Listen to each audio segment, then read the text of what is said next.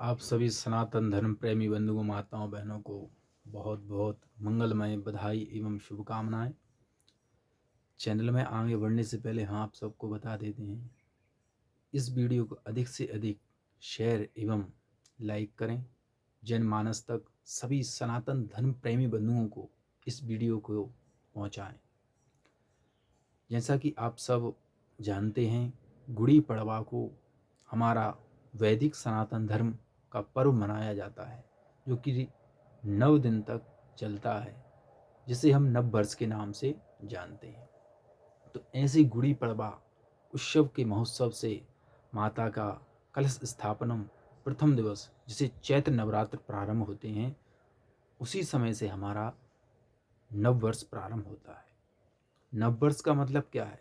पिछली साल भी हमने बताया था कि नव वर्ष से यानी हमारे दैनिक एवं उपयोग में आने वाली चीज़ों के साथ साथ प्रकृति में जो परिवर्तन होता है उसे नव वर्ष कहते हैं।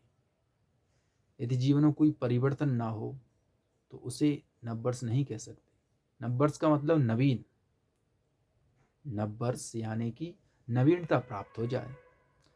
जब जीवन में नवीनता ना हो, जीवन में आपको कुछ नया ना मिले, तो नव वर्ष कैसा? इसलिए सनातन वैदिक हिंदू नव वर्ष है जो, उसमें आपको बहुत कुछ प्राकृतिक एवं सामाजिक परिवर्तन देखने को मिलता है। इसलिए यह सात्विक है और सनातन है, अनादिकाल से यही चला आ रहा है। जो अन्यत्र धर्म आ गए हैं, ये सनातन की शाखाएं हैं।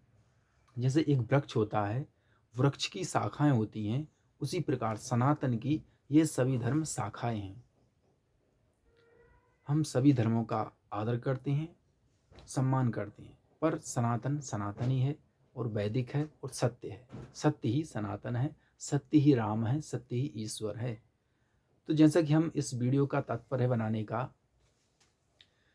कि जीवन में कर्म प्रधान है। कर्म प्रधान विश्व करी राखा, जो जस करहिं तस फल चाखा। आप जिस प्रकार कर्म करेंगे उस प्रकार का आपको फल मिलेगा। पर यह भी नहीं कि आप कर्म के भरोसे रहें।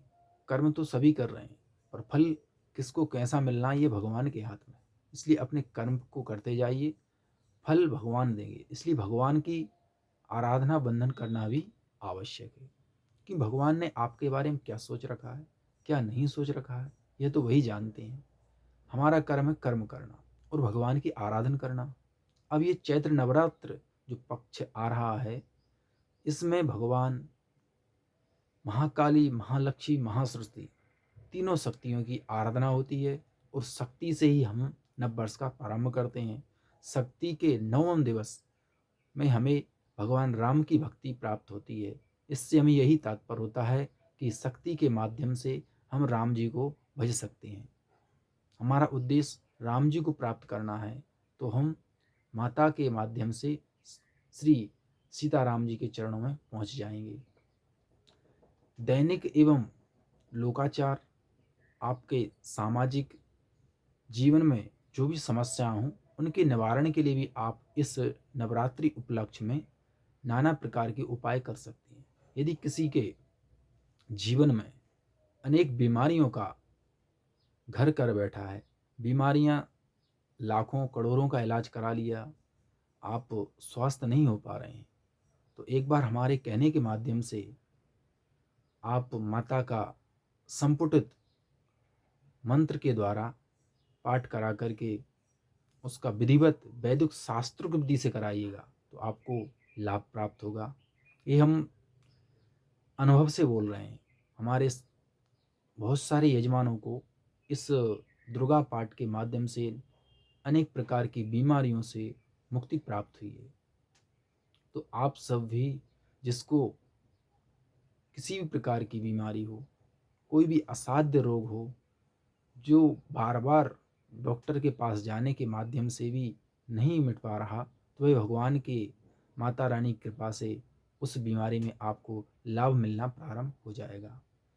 दूसरी बात है, यदि किसी के जीवन में संकट आ गए हैं, अनेक प्रकार के नाना प्रकार की बाधाएं आ रही हैं, तो वह भी माता के इन पाठ के माध्यम से संपुट मंत्र से माता का पाठ करा करके लाभ प्राप्त कर सकते हैं। यदि किसी के जीवन में मांगलिक कार्यों का उत्सव नहीं है, विवाह आदि कार्य नहीं हो पा रहे हैं, तो आप भी अपने घर में माता कात्यायनी के संपुटित मंत्र से देवी के पाठ का संकल्प करा करके पाठ करा सकते हैं। पाठ पर वैदिक सनातन पद्धति से होना चाहिए। ये नहीं कि नाम मात्र संकल्प हो गया, पाठ हो गया।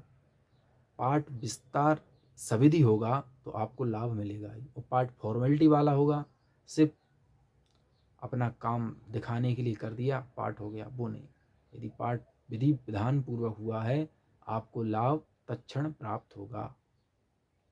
आगे बात करते हैं, यदि किसी के जीवन में नाना प्रकार की घर पारिवारिक समस्याएं आ रही हैं, तो उनके निवारण के लिए माता के आप पाठ घर में करा सकते हैं। माता का पाठ आप किसी भी परिस्थिति में करा सकते हैं। कोई समस्या है तो उसके निवारण के लिए भी करा सकते हैं। ऐसी कोई समस्या नहीं जिसका निवारण इस पाठ के माध्यम से नहीं हो सकता, पर श्रद्धा विश्वास रूपिणों, आपको विश्वास रखना पड़ेगा। माता के ऊपर विश्वास रखिए और अपने आप पर विश्वास रखिए, आपका काम सफल हो जाएगा, अति शीघ्र सफल होगा, इसमें कोई संदेह वाली बात नहीं। पिछले ही नवरात्र में 6 महीने 5 महीने पहले की बात है, हमारे 2 यजमानों को तत्क्षण 2 महीने के अंदर पूर्णतः फल मिला। जो नाना प्रकार से परेशान थे, घर में इतना कलह हो गया था कि वह इतने रोते थे कि गुरुजी क्या होगा, अब हम आगे कैसे रहेंगे, जीवन में कैसे बढ़ पाएंगे। तो उनके निवारण के लिए हमने सिर्फ उनसे यही बोला कि आप माता पर विश्वास रखिए और ये पाठ बड़े श्रद्धा विश्वास के साथ कराइए, उनका कार्य हुआ।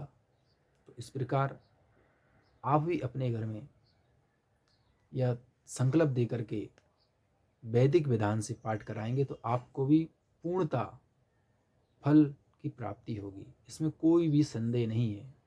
जय जय श्री सीताराम, जय श्री राधे। और आप सभी सनातन धर्म प्रेमी बंधुओं, माताओं, बहनों, अपने घर में संस्कार सनातन वैदिक पद्धति के अनुसार रखिए।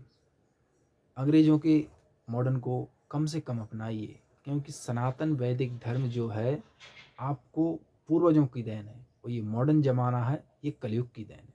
इसलिए मॉडर्न ज़माने से कम उपयोग करिए, क्योंकि मॉडर्न ज़माना उपयोग तो करना पड़ेगा, पर सावधानी पूर्वक उतना ही उपयोग किया जाए जितना आवश्यक है।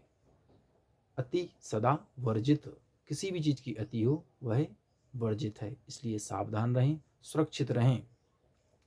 सनातन धर्म की जय, वैदिक सनातन धर्म की जय, भारत माता की जय। जय जय श्री सीताराम, जय श्री राधे। आप सभी मिल करके गुड़ी पड़वा के इस पर्व को, आने वाले पर्व को बड़े धूमधाम से मनाएं और अपने घर में प्रथम दिवस व्रत रख करके, उपवास रख कर माता को जल चढ़ा करके इस उत्सव को बड़े धूमधाम से मनाएं। जय जय श्री सीताराम, जय श्री राधे। आप सभी को बहुत बहुत मंगलमय बधाई।